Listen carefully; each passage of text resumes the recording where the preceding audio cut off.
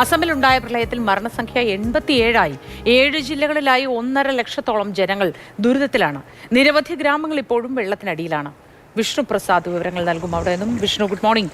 നമ്മുടെ കേരളത്തിൽ മഴ ദുരിതമുണ്ടാക്കുന്ന വാർത്തകളാണ് 2-3 ദിവസമായി നൽകിക്കൊണ്ടേയിരിക്കുന്നത്.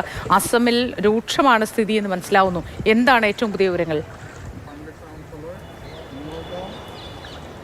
Moti, good morning. അസമിൽ ഉൾപ്പെടെ വടക്കിഴക്കൻ സംസ്ഥാനങ്ങളിൽ മഴ ശക്തമായി തന്നെ തുടരുകയാണ്. പക്ഷേ ഏറ്റവും കൂടുതൽ മഴക്കെടുതി അനുഭവിക്കുന്ന സംസ്ഥാനം എന്ന് പറയുന്നത് വടക്കിഴക്കൻ സംസ്ഥാനങ്ങളിൽ അസം തന്നെയാണ്. കാരണം ഇപ്പോഴും അവിടെ 7 ജില്ലകൾ ചാറഡിയോ, ശിവസാഗർ, ധെമാജി, വിശ്വനാഥ്, ജോർഹട്ട്, ലഖിംപൂർ, ഗോലഘട്ട് തുടങ്ങിയ 7 ജില്ലകളിൽ മഴക്കെടുതി രൂക്ഷമായി തന്നെ തുടരുകയാണ്. 1.28 ലക്ഷം പേരെ ഇപ്പോഴും മഴക്കെടുതി ബാധിച്ചിട്ടുണ്ട് എന്നാണ് അവിടെ നിന്നുള്ള കണക്കുകൾ വ്യക്തമാക്കുന്നത്. ഇന്നലെ 2 പേരുടെ മൃതദേഹം കൂടി കണ്ടെടുത്തതോടെ അസമിൽ ഇപ്പോൾ ഇതുവരെ മഴക്കെടുതിയിൽ മരിച്ചവരുടെ എണ്ണം 87 ആയിട്ടുണ്ട്. 7 ജില്ലകളിലായി 380 ഗ്രാമങ്ങൾ ഇപ്പോഴും വെള്ളത്തിനടിയിലാണ് എന്നാണ് ജില്ലാ ഭരണകൂടങ്ങൾ നൽകുന്ന കണക്കുകൾ. അതോടൊപ്പം തന്നെ 14,000 ഹെക്ടറിലധികം കൃഷിഭൂമിയെയും ഈ പ്രളയം ബാധിച്ചിട്ടുണ്ട്. അസമിൽ പ്രധാനമായി ഏറ്റവും കൂടുതൽ ആളുകൾ ബാധിക്കപ്പെട്ടിട്ടുള്ളത് ശിവസാഗർ ജില്ലയിലാണ്. 55,000 ആളുകളെ ബാധിച്ചിട്ടുണ്ട്.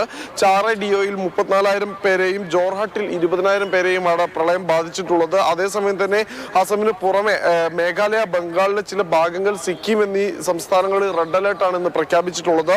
അരുണാചൽ പ്രദേശ്, നാഗാലാൻഡ്, ത്രിപുര, മണിപ്പൂർ, ബീഹാർ, ഉത്തരാഖണ്ഡ്, മിസോറാം എന്നിവിടങ്ങളിൽ ഓറഞ്ച് അലേർട്ടും, ഡൽഹി, ഹരിയാന, ഉത്തർപ്രദേശ് തുടങ്ങിയ സംസ്ഥാനങ്ങളിൽ ഇന്ന് ഇടിമിന്നലോട് കൂടിയ മഴയ്ക്കും സാധ്യതയുണ്ട് എന്നാണ് കേന്ദ്ര കാലാവസ്ഥാ നിരീക്ഷണ കേന്ദ്രം നൽകുന്ന മുന്നറിയിപ്പ്. ജമ്മു കാശ്മീരിലും ഇന്നലെ മഴക്കെടുതി രൂക്ഷമായിരുന്നു. 2 പേർ, ഒരു സ്ത്രീ ഉൾപ്പെടെ 2 പേർ ഇന്നലെ കുപ്വാരയിലുണ്ടായ മിന്നൽ പ്രളയത്തിൽ മരിച്ചു. മേഘവിസ്ഫോടനമാണ് മിന്നൽ പ്രളയത്തിന് കാരണമെന്നാണ് പറയുന്നത്. നസീമ ബീഗം എന്ന് പറയുന്ന യുവതിയാണ് ഇന്നലെ മരണപ്പെടുകയും ചെയ്തിട്ടുള്ളത്. ഇങ്ങനെ വടക്കിഴക്കൻ സംസ്ഥാനങ്ങളിലും പ്രത്യേകിച്ച് ഈ മലയോര മേഖലകളിലും എല്ലാം തന്നെ മഴ ശക്തമായി തന്നെ തുടരുകയാണ്. ഹിമാചൽ പ്രദേശിലും ഉത്തരാഖണ്ഡിലും ഇന്ന് മണ്ണിടിച്ചിലുണ്ടാകാനുള്ള സാധ്യതയുണ്ട് എന്ന മുന്നറിയിപ്പും നൽകുന്നുണ്ട്. എന്തായാലും വടക്കിഴക്കൻ സംസ്ഥാനങ്ങളിൽ അടുത്ത ഒരാഴ്ചയ്ക്കുള്ളിൽ കാലവർഷം വീണ്ടും ശക്തിപ്പെടുമെന്ന് തന്നെയാണ് കേന്ദ്ര കാലാവസ്ഥാ നിരീക്ഷണ കേന്ദ്രം പറയുന്നത്.